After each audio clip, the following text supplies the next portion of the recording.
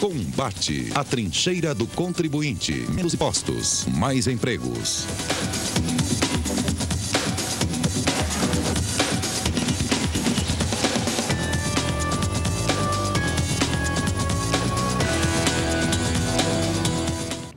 Boa noite, amigos e amigas. Estamos iniciando um novo programa Combate, um programa da Confederação Nacional de Serviço. E o nosso mote, vocês sabem, é mais emprego e menos impostos. E hoje nós vamos falar sobre exatamente um acréscimo de impostos que infelizmente foi criado através de uma lei que foi promulgada pelo Executivo, que é os 10% do FGTS. E para isso nós estamos convidando o Ricardo Pereira Freitas Guimarães, que é professor da PUC. Seja bem-vindo, Ricardo. Muito obrigado, eu que agradeço o convite da Confederação. Obrigado. Ricardo, eu gostaria que você nos falasse um pouco sobre a PUC, que a PUC tem um curso de Direito que ele é tem uma fama muito grande, tem um conceito muito bom aqui em São Paulo e no Brasil também. Eu queria que você me falasse um pouquinho sobre a PUC, como é que está a parte de Direito na PUC. Olha, eu sou suspeito para falar da Pontifícia Universidade Católica de São Paulo, porque lá dou aula há 12 anos, né, no projeto de extensão, que é o COGEAI, na matéria de Direito do Trabalho, de Processo do Trabalho, de Direito Coletivo do Trabalho. E a PUC tem primado pela excelência, né? Agora dirigindo a faculdade, o professor Pedro Paulo Teixeira Manos, que foi ministro do Tribunal Superior do Trabalho, né? Tem primado por buscar o conhecimento cultural do Brasil, mas não deixar escapar os avanços que vêm de fora do país com relação à cultura, à visão de direito fundamental, principalmente da Alemanha e de Portugal. Temos lá o professor Nelson Neri, o professor Viles e outros tantos, né, que têm acompanhado de perto o cenário do direito no mundo e procurando trazer esse cenário para os alunos, para que eles não fiquem isolados em determinadas teorias ou em determinadas matérias. Por exemplo, no caso do direito do trabalho, né, nós não podemos estudá-lo de forma isolada. O mundo não é mais isolado, o mundo tem se imbricado o tempo todo, né? Então nós temos direito do trabalho com aplicabilidade de regras, muitas vezes, de direito civil. Direito do trabalho, muitas vezes, aplicado com regras de direito tributário, né? E é isso que a PUC tem procurado fazer pelos seus alunos, né? Aproximá-los dessa realidade da globalização que tem existido. O professor Ricardo, dentro dessa análise que você nos colocou, que a PUC vem fazendo, esses trabalhos e esses estudos, o Brasil ele está um pouco deslocado do resto do mundo pela alta carga tributária em cima exatamente da mão de obra, em cima do trabalho, que é uma das coisas que o mundo todo procura ter mais trabalhadores, né? E de preferência trabalhadores formalizados, e nós aqui no Brasil temos uma carga tributária muito elevada sobre a mão de obra, o que, sem dúvida nenhuma, dificulta a competitividade das empresas, assim como dificulta a formalização. Você tem uma visão semelhante a essa que eu estou colocando sobre a formalização e o custo da mão de obra no Brasil? Olha, eu não vou dizer que o custo da mão de obra no Brasil seja barata. Realmente ela é cara. Não é fácil ter um empregado no Brasil. Mas eu diria que não é fácil ter um empregado no Brasil também por outras razões. Porque o número de regras legais que devem ser seguidas por uma empresa, especialmente pela forma de aplicação específica do direito do trabalho, né, a hierarquia das normas, né, hierarquia dinâmica das normas, em que às vezes uma convenção coletiva prevalece em relação até um texto da Constituição, se for mais favorável, né, uma condição mais benéfica alcançada que não pode ser retirada. Eu acho que este é o contexto de dificuldade do empregador brasileiro. Outra coisa que chama muita atenção, o tratamento muitas vezes igualitário do empregador com o grande aporte financeiro, do grande empregador, com relação ao empregador que está começando, iniciando as suas atividades. Muitas vezes, esses empregadores têm que obedecer o mesmo instrumento coletivo. Para um é possível e para o outro inviável, né? E isso faz com que aquele pequeno deixe muitas vezes de registrar o seu empregado, comece a atuar à margem da lei, porque simplesmente não tem condição de respeitar aquele instrumento coletivo. Então, o que me parece é que há uma tributação grande, né, mas há mais do que isso, na minha opinião. Há uma dificuldade de obediência aos regramentos em razão da disparidade existente num país de dimensões continentais como o Brasil. Agora, falando um pouco de carga tributária em relação sobre a folha de pagamento. Nós tínhamos até pouco tempo, infelizmente continuou em função daquilo que foi promulgado pela lei, uma multa de 40% para as pessoas que são dispensadas, sem justa causa, e tínhamos uns 10% complementares que foram criados para pagar uma dívida que não foi feita pelo empregador e nem pelo empregado, foi feita pelo governo, né? Nós tivemos que pagar essa dívida durante anos e essa dívida terminou em janeiro desse ano, né? E a partir de janeiro em diante, nós continuamos pagando. E foi promulgada uma lei que estamos continuando a pagar esses 10%. Eu acho que, primeiro, não sei como é que você vê como professor e advogado, como é que você vê esse aspecto, porque, no nosso entender, existem, acho que, duas coisas ali. Primeiro, esse tributo terminou, porque, no fundo, é um tributo, terminou quando a causa que ele foi criado terminou, certo?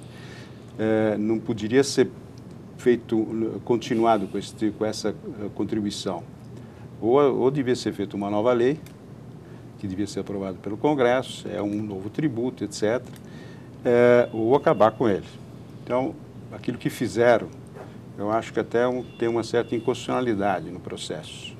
Tanto é verdade que já foram feitas algumas ADINs contra isso. Nós, da CNS, estamos trabalhando numa outra tese, e não com um problema de inconstitucionalidade, mas sim com um problema específico de aumento de custo indevido sobre a folha de pagamento.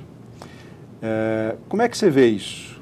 Por que essa contribuição está continuando e se ela é legal nesse aspecto? Olha, primeiro é interessante a colocação que você faz, Luiz, com relação à necessidade que houve no passado.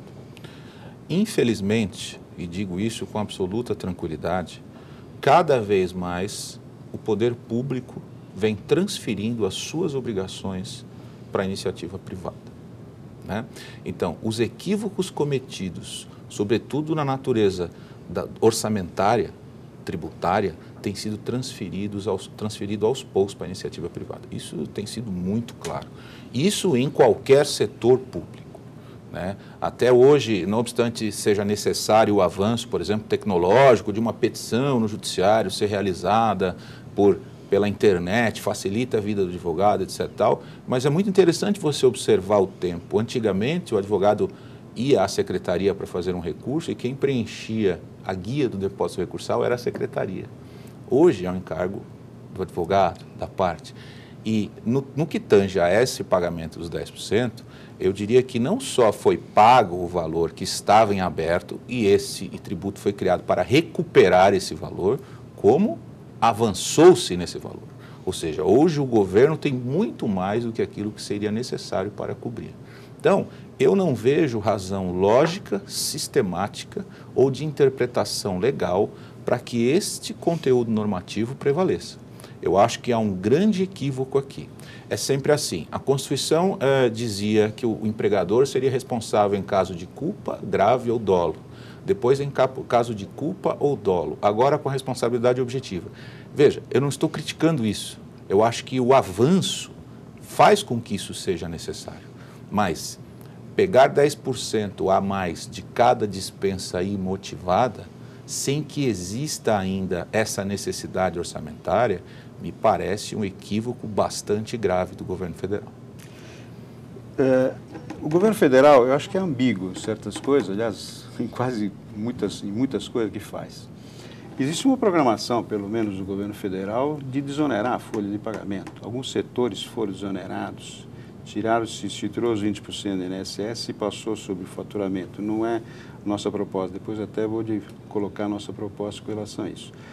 mas houve uma desoneração efetiva. E, ao mesmo tempo dessa desoneração, houve um ônus a mais dos 10%, porque isso ficou ou não. Então, ele está tirando com uma mão, não sei se está tirando com duas, mas nesse caso ele pelo menos tirou com uma e colocou com outra, né? Está equivalendo. Como é que você vê essa ambiguidade e essa falta de coerência por parte das autoridades monetárias sobre esse assunto? Olha, eu acho que também há um grande desconhecimento da situação realmente enfrentada. Além do que, no campo político, né, que eu pouco conheço e pouco atuo, para ser honesto, efetivamente, com os nossos ouvintes, né, eu sei que há muito a política do escambo, né, em que se troca determinadas situações por outras situações, né. Eu posso avaliar tecnicamente de que essa multa não deveria continuar incidindo com relação a esses outros 10%. Né? E acho que há realmente um paradoxo no que você disse, porque, não obstante a Constituição diga que a iniciativa privada e o Estado têm uma responsabilidade solidária, não é? Porque nós todos somos responsáveis por esse país, não é só o governo e não é só a iniciativa privada, né? Há necessidade de que políticas públicas claras sejam criadas, né, no momento para desenvolver, para fazer com que a empresa possa efetivamente gerar os empregos, né? Eu não estou aqui a defender o seguinte, que se toda e qualquer isenção que for dada, a empresa vai repassar os seus empregados. Nós sabemos que não, nós sabemos que a empresa é uma pessoa jurídica que nasce para ter lucro, mas nós sabemos que o Código Civil também, de 2002, trouxe a responsabilização claramente social da empresa. Só que a empresa não vai conseguir fazer isso de forma isolada e sozinha, porque a superproteção, eu costumo dizer, acaba gerando a não proteção. Eu vou dar um exemplo. Nós tivemos aí uma lei, né, que diz com relação à empregada grávida, né, que mesmo no contrato de experiência, por exemplo, ela passa a ter a estabilidade, ou seja, na verdade, a garantia provisória de emprego, ainda que indenizado, né? Então, e com uma lei de 2011 do aviso prévio, né, nós pioramos essa situação. Então, o empregado dispensado sem justa causa, dependendo do tempo, ele pode ter até 90 dias de aviso prévio. Então, ele pode sair da empresa dispensado, com aviso indenizado, e voltar no dia 89, essa empregada, e dizer que está grávida. E a empresa terá que ou reintegrá-la ou indenizar. Qual é a consequência que eu tenho visto disso? Quando uma empresa vai adquirir outra, se faz o due diligence, não é isso? Para saber o ativo da empresa, o que deve, o que não deve. E eu já tenho visto no due diligence a seguinte pergunta: quantas mulheres existem na empresa e com que idade? Então, vejam, essa superproteção acaba por gerar uma desproteção e uma dificuldade na empresa. Inclusive na evolução do próprio setor econômico. Exatamente. No desenvolvimento desse setor. Então, assim, a gente tem que tomar um certo cuidado, porque às vezes a lei parece proteger num primeiro momento, mas a partir do momento que ela vai se acomodando, nós começamos a ver os reflexos efetivos dessa lei. Eu só queria, se você me permite, Humberto, continuar só por uma questão da legalidade desses 10%. O Fundo de Garantia foi criado lá atrás para fazer o quê? Para que acabar com a estabilidade decenal e as empresas possam pagar mensalmente essa estabilidade e que quando o funcionário sai da empresa, ele pode levantar esse dinheiro para ter esses recursos na sua velhice, enfim, para usar esses benefícios disso. Os 40% vai direto também para o trabalhador. Então, são recursos que vão direto nominalmente em nome de cada trabalhador. Esses 10% não vão para lugar nenhum e não vão nominalmente ao trabalhador quando dispensado. Como é que você vê isso? Eu acho que é uma absoluta disfunção do regime de fundo de garantia, né? Eu acho que até compreendo que na época que foi criado os 10%, por uma tinha uma finalidade. Tinha uma finalidade, o Estado precisava cobrir, e aí as nossas críticas com relação, seríamos nós que deveríamos ter, né, resolvido o problema do Estado, tudo bem, aí é uma crítica mais filosófica, digamos assim. Mas passado esse tempo, né, foi o que eu disse, eu acho que aqui eu vou ter que defender uma certa ilegalidade ou um abuso na direção desse regime, né? Porque esse regime, claramente, eu tenho defendido, inclusive agora com a emenda constitucional das domésticas, que ainda será regulamentada, etc., a história do Fundo de Garantia, tenho dito que o Fundo de Garantia não é simplesmente uma conta. Ele tem uma finalidade social muito mais ampla, de aquisição de casa, de movimentação em caso de doença, né? É uma finalidade muito mais ampla. É uma finalidade não só empresa-empregado, é uma finalidade social. Então, eu acho que, no mínimo, há um abuso na condução, principalmente quando se olha os números e se identifica que aquele vácuo financeiro já foi coberto. Então, não há mais a necessidade, isso talvez traga uma descrença do empregador, né, na atuação governamental. Porque no momento que houve a necessidade, foi aportado o valor. Aliás, é aportado todo dia por várias empresas. Mas agora que o valor já alcançou a sua amplitude, eu honestamente não vejo mais essa possibilidade. Professor, você falou agora na descrença do empresário sobre o governo. Isso daí acaba gerando uma situação muito complicada para o nosso país, que necessita dos empresários para fazer investimentos e fazer a economia avançar, né? Para o país ficar mais rico e todos ficarem mais ricos, porque esse acaba sendo o objetivo do governo, dos empresários, da população, somos nós melhorarmos de vida. Então, dentro dessa descrença que pode trazer, existe também uma descrença política que, como você falou, sua parte não é política, mas pode haver uma descrença política. Por quê? Porque determinados partidos têm uma figura pública, têm um programa, colocam os seus objetivos e, de repente, e eu falo especificamente no caso do PMDB, que deu o apoio para que essa lei acontecesse, isso daí não traria, então, uma descrença mais generalizada do que só o empresário com o governo? Porque se nós temos determinados partidos que têm um regime claro de funcionamento, e ele vem e vota uma lei como essa, que claramente prejudica a atividade empresarial, isso daí não acaba virando o aspecto técnico, social, político, tudo uma grande confusão?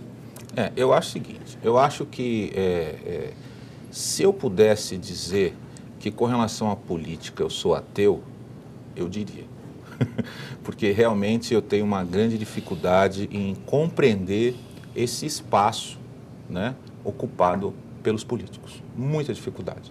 Porque nós que atuamos de uma forma mais técnica, né, procuramos interpretar as coisas de uma forma mais concisa, sem grandes aberturas, com regramentos próprios, né? A política me parece que não é assim. O que eu acho é que cada cidadão brasileiro tem que prestar atenção no que você está dizendo, né? Se foi o PSDB, se foi o PMDB, se foi o PT ou qualquer outro partido que levantou uma bandeira por um eventual populismo e agora inverteu o seu papel por razões que eu desconheço, eu acho que cada cidadão brasileiro deve observar isso. Eu acho que as empresas devem observar isso, eu acho que os empregados devem observar isso e pensar bastante nisso na hora de escolher o seu partido, o seu político, o movimento social ao qual vai aderir e descobrir o que tem por detrás desse movimento, né? Porque a clareza não é uma coisa, não é uma virtude da política, eu diria, né? Infelizmente. Nos dias, né? de hoje. Nos dias de hoje, nos dias de sempre, né? Nos dias de sempre. Eu não vejo uma virtude de clareza no movimento político. Por isso que com ele não comungo em determinadas situações, mas dependo dele, vou às urnas, voto, procuro fazer a escolha que acho relevante naquele momento, né? E às vezes me decepciono muito, às vezes fico feliz, como todo cidadão brasileiro.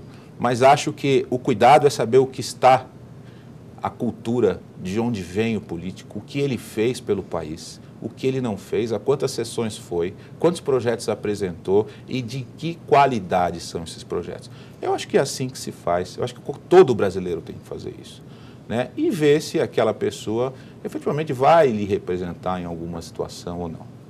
Roberto, eu recebi um e-mail de um amigo meu que estão divulgando um artigo escrito pela Raquel de Queiroz nos anos 50, e diz que a escolha de um político, ela dizia, que deve ser igual à escolha da sua noiva, porque você, dependendo da noiva que você escolher, você pode ter prejuízo a vida inteira ou benefício a vida inteira. Então, acho que é mais ou menos isso, viu? Mas acho que não sei se o nosso... Olha, o Luigi, pelo número de separações que existe hoje no Brasil, nós estamos escolhendo mal os dois. É verdade. Mas, Ricardo, dentro dessa visão que você tem de parte jurídica, nós temos aqui uma parte que é um lema nosso, é uma bandeira nossa, é desonerar o trabalho com os impostos. E a nossa bandeira é acabar com as contribuições dos 20% do INSS, não só para alguns, como foi feito agora, mas para todas as entidades, e todas as empresas, e todas as pessoas que empregam. Transformando esse imposto numa contribuição sobre alimentação financeira.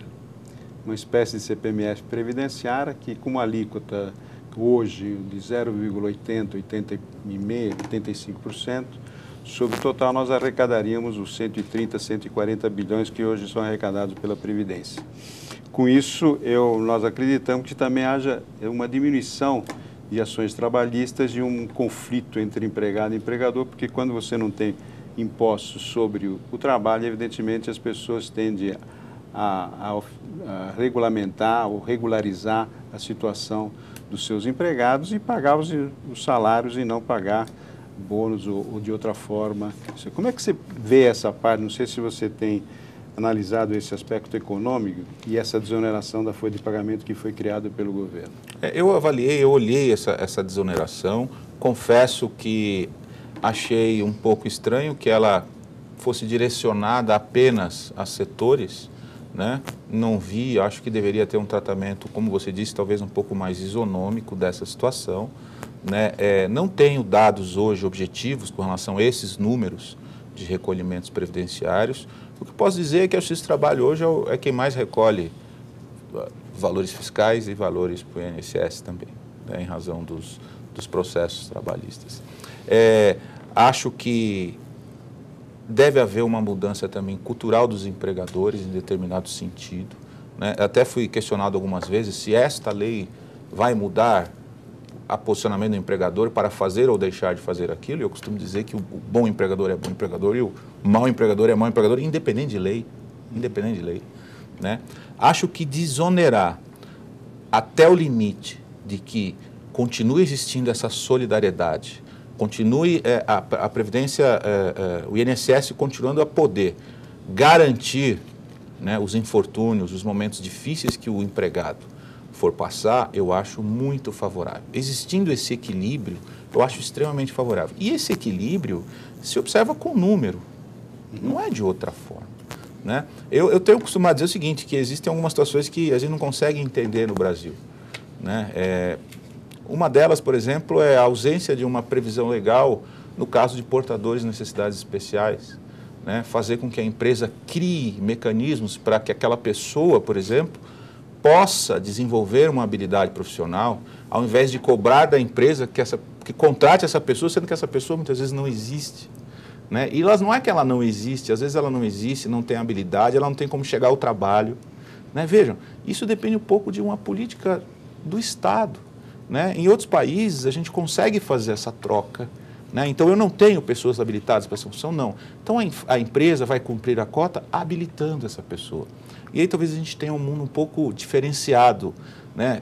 Combatendo o problema, né? Não combatendo o problema, simplesmente arrecadando, né? Arrecadar não é o único objetivo do Estado, né? A gente tem que combater qual é o problema, o que está por trás desse problema, né? Então é assim que eu vejo. Eu sou evidentemente a favor da desoneração, né? Eu não acho que o problema do empregado é o 13º, são as férias ou o fundo. Não é, esse não é o problema do empregado. Isso não é caro, né? Com todo respeito. Agora, tem outras coisas que tornam a contratação realmente tornam a contratação um pouquinho mais difícil. E é aí que eu acho que o governo deveria conversar um pouco com a sociedade, com o empresariado, para tentar equilibrar essa situação e poder gerar novos empregos. Professor Ricardo, muito obrigado pela sua presença, pelas suas colocações. Luigi, muito obrigado. Nós estamos terminando o nosso programa Combate de hoje. Estaremos de volta na próxima sexta-feira, às 18h30. Obrigado você também, telespectador. Combate, a trincheira do contribuinte. Menos impostos, mais empregos.